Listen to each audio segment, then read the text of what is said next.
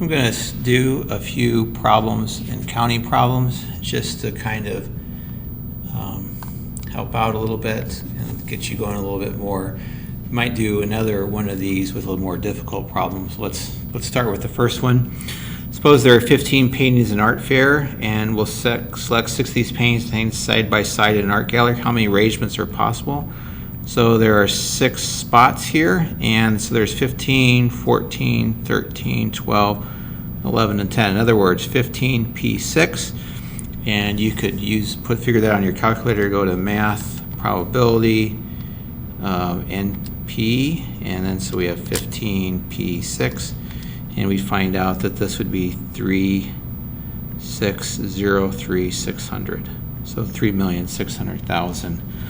Remember that this is the same thing as go down by 6, 13 times 12 times 11, and then I guess I have another 10, and then divided by 6 factorial.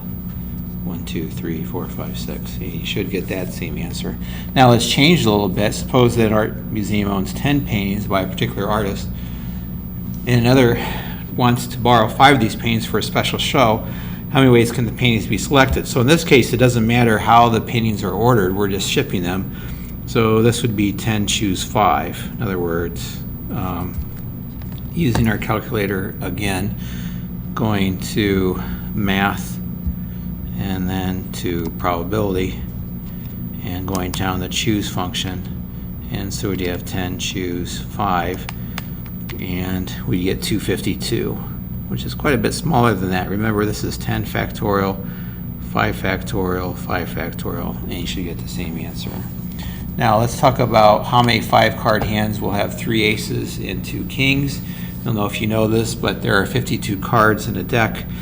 So the numerator would have 4 choose 3. That would be the number of ways you could get the aces. And 4 choose 2 all over 52's to 5. So remember that we're not picking any of the other cards. So if you wanted to, you could put 44 choose 0 here, but that's just 1. So we would get 4 times 6 over 52's choose 5. One of the things you can do is just hit second entry and then modify that one. So 52 choose 5 gives you that big number, and then taking that times 24 would give us the probability of a very small number.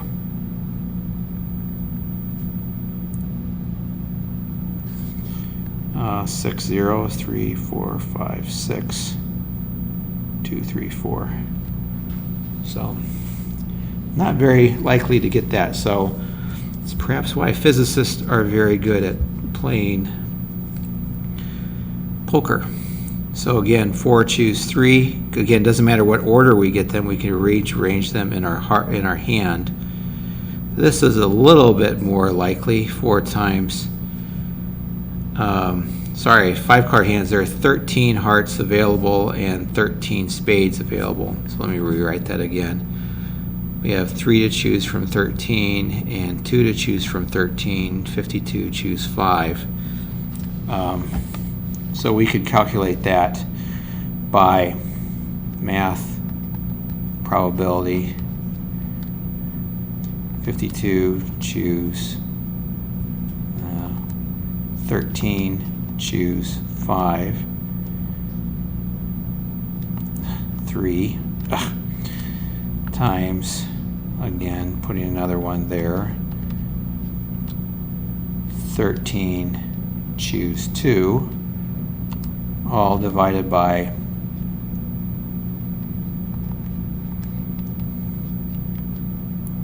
52 choose 5. And in that case, the probability of you getting that is a little lower, 0.0086, let's say.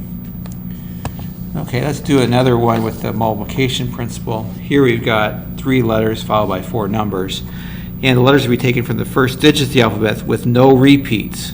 All right, and the numbers are to be taken from digits with no repeats. How many serial numbers could be made? So one of the things you could do is sort of like say, okay, maybe I could do A, C, F, and 0, 3, 7. Just kind of write out in your mind what might be a typical amount.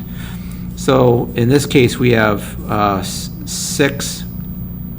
first 6 letters, so I could do 6 times 5 times 4, and then 10 times 9 times 8 times 7, because I have 4 numbers. And so I could then calculate that either with 6p3, if you want to, 6p3 times 10p4, or I could just multiply this together, 120 times 90 times 72, and that would give me 600.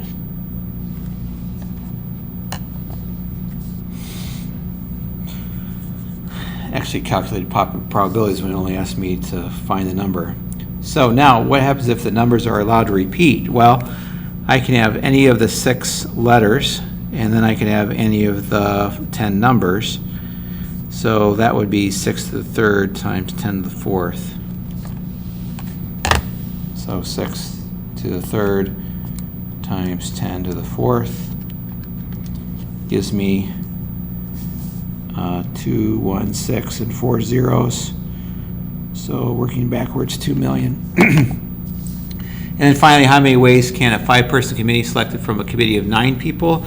Again, order does not matter because it's a committee. It doesn't matter who's first, second, or third. So this would be 9 choose 5, because we have 9 objects to select from, and we're picking 5 of those. And so 9 choose 5, we could look at the Pascal's triangle, or just type it into this calculator. 9, scroll over, choose 5. And there are 126 ways to do this. But what happens if we have a president, vice president, secretary, treasurer, and social director to be selected from this? Then we have 9p5, or in other words, 9 times 8 times 7 times 6 times 5, because we have 9 ways to do a president, and then if we select one of the presidents, we have 8 ways left to select the vice president, 7 ways for the secretary, treasurer, and then the social director. And so here the order does matter, and going to math again, probability, NPR, 9p5, we'll get a little bit larger number, and that will be 15,120, because maybe Dr. T will be the president and I'll be the social director, which would be a big mistake, or then maybe I would be the social director and Dr. T would be I would be the president, Dr. T would be the social director, and so that's why it would not count within there.